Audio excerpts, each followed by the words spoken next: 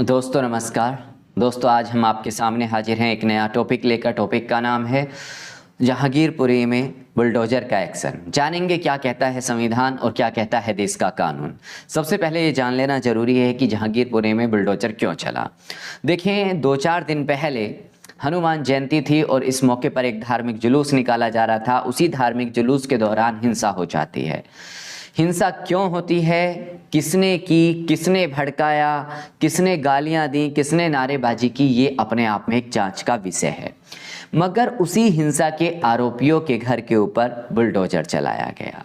अब सवाल उठता है कि हिंसा के आरोपियों के घर पर बुलडोजर क्यों चला, जबकि उन आरोपियों को गिरफ्तार कर लिया गया और उनकी अभी जांच होनी है, प्रॉपर जांच होनी है। कोर्ट के द्वारा उनके ऊपर मुकदमा चलाया जाना है। मुकदमे के दौरान उनके ऊपर जो दोष होगा, दोष सिद्धि होगी, उस दोष सिद्ध होने के बाद उनके ऊपर जो भी सज़ा बनती होगी उनको सज़ा मिलेगी और ऐसे आरोपियों को सज़ा मिलनी भी चाहिए।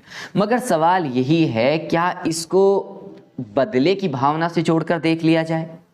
अगर बदले की भावना से जोड़कर देखा जाएगा तो ऐसा लगेगा कि एक अपराध के लिए 2 सज़ा नहीं दी जा सकती, क्योंकि भारतीय संविधान का अनुच्छेद 20 का पार्ट 2 कहता है कि एक व्यक्ति को एक अपराध के लिए 2 सज़ा नहीं दी जा सकती। अब इसमें 2 सज़ा का मसला कैसे बन रहा है, क्योंकि एक तो उसको गिरफ्तार कर लिया गया और उसके बाद जो कोर्ट अपना फैसला देता और फैसले के अकॉर्डिंग जो भी उस पर सज़ा बनती हिंसा भड़काने या हिंसा फैलाने की, तो उसको सज़ा मिलनी चाहिए थी। लेकिन अभी दोष सिद्ध हुआ नहीं, उसके घर तोड़ दिए गए या उस पर बुलडोजर चलाने की कोशिश हुई, तो ये दोहरी सजा हुई, जिसका भारत का संविधान निषेध करता है, मना करता है। अब दूसरी बात है, कहा जा रहा है कि भाई जो बुलडोजर घरों पे चलाया गया वो इसलिए नहीं चलाया गया कि वो हिंसा में शामिल थे, बल्कि इसलिए चलाया गया कि वो अवैध अतिक्रमण था। अब सवाल उठता है कि भारतीय संविधान के अलावा ऐसी कौन सी व्यवस्था है जो अतिक्रमण को व्याख्या करती है। देखिए, भारतीय दंड संहिता की धारा 441 अतिक्रमण के बारे में स्पष्ट कहती है कि अतिक्रमण का मतलब होता है कि यदि किसी व्यक्ति ने किसी दूसरे व्यक्ति की जमीन या जमीन के किसी टुकड़े को अवैध रूप से हथिया लिया है, उस पर कोई कंस्ट्रक्शन कर दिया है और उसमें रहना शुरू कर दिया है, तो ये अतिक्रमण है। और इसके लिए आईपीसी की धारा 447 के अंतर्गत सजा का प्रावधान है। यानी ऐसे अतिक्रमण को हटाने के लिए कोर्ट के द्वारा सजा मुकर्रर है कि उसको 3 महीने की सजा हो सकती है। जिसने ऐसा अवैध अतिक्रमण किया है उसे 3 महीने की सजा हो सकती है, जुर्माना हो सकता है, और कोर्ट चाहे तो जिसकी जमीन पर कब्जा किया गया है उसके लिए मुआवजे का प्रावधान कर सकता है, और मुआवजा देना होगा उसी व्यक्ति को जिसने अतिक्रमण किया है, या फिर उस व्यक्ति से उस जगह को खाली कराया जा सकता है। मगर सवाल उठता है कि क्या यह अतिक्रमण के ऊपर था? अगर अतिक्रमण के ऊपर था तो उन्हीं लोगों के घरों पर बुलडोजर क्यों चलाया गया जो इस हिंसा के आरोपी बनाए गए थे? दूसरी बात यह है कि अगर जमीन के ऊपर ही कब्जा हुआ था तो इस कब्जे को हटाने के लिए जो प्रशासन है उसको नोटिस देना चाहिए था। विदाउट नोटिस एक्शन ले लिया गया। और जब इस तरह के कब्जे होते हैं, अवैध कब्जे, तो आप जानते हैं कि भारत के अंदर और राष्ट्रीय राजधानी दिल्ली के अंदर बहुत सारी झुग्गी झोंपड़ियां हैं, वो सब अतिक्रमण का परिणाम है।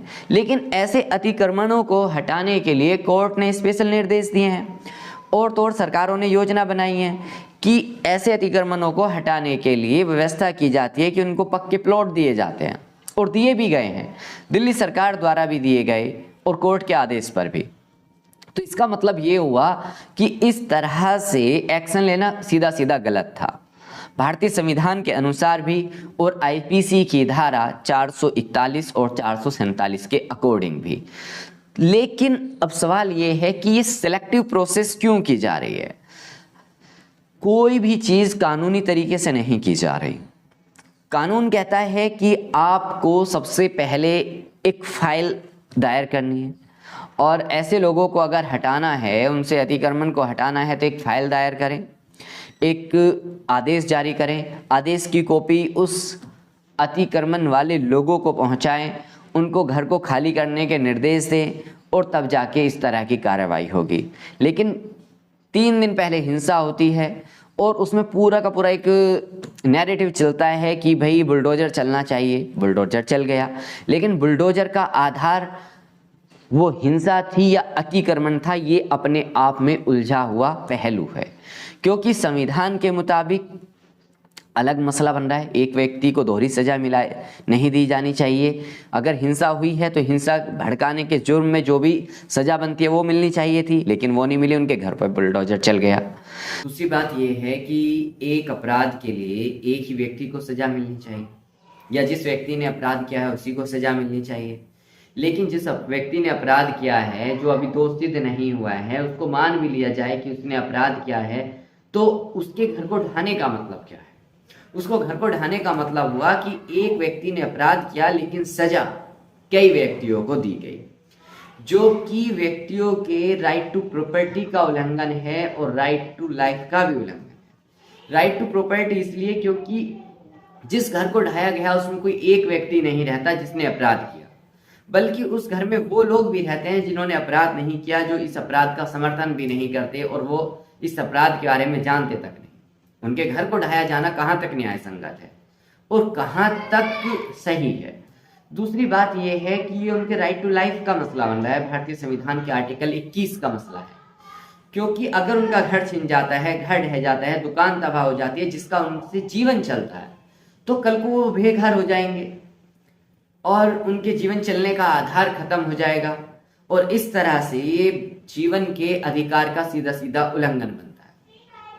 तो इसीलिए जिस व्यक्ति ने अपराध किया उस व्यक्ति को ही सजा मिलनी चाहिए थी, ना कि अन्य व्यक्तियों को। इससे दूसरे लोगों के जीवन पर खतरा उत्पन्न हो रहा है।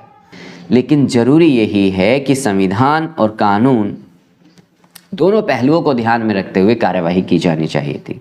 शुक्रिया।